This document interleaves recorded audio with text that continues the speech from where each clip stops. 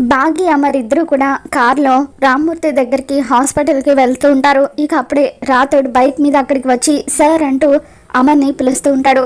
ఏంటి రాతోడు అని చెప్పి అమర్ అంటూ ఉంటే, సార్ మేడం వాళ్ళ తల్లిదండ్రుల ఆచూకీ కనుక్కోవడానికి ఒక క్లూ దొరికింది సార్ అని చెప్పి రాతోడు అనగానే మనోహరి కంగారు పడిపోతూ ఉంటుంది. ఏంటి రాతోడు ఆ క్లూ అని చెప్పి అమర్ అడుగుతాడు.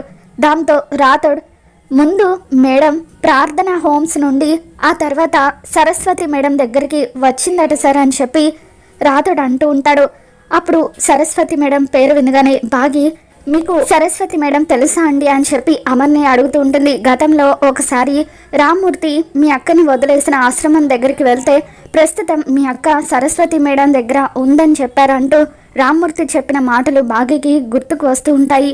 ఇకప్పుడు అమర్ ఆ రోజు నువ్వు మీ ఇంట్లో ఒక ఆవిడ ఉందని చెప్పావు కదా మిస్ అమ్మ, ఆవిడే సరస్వతి మేడం అని చెప్పి అమర్ అంటూ ఉంటాడు.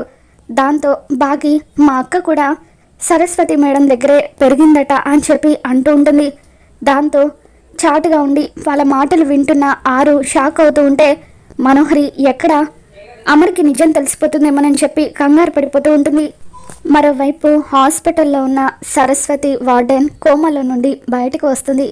మరి బాగి ఆరు ఇద్దరు సొంత అక్క చెల్లెలు అన్న విషయం బయటపడబోతుందా?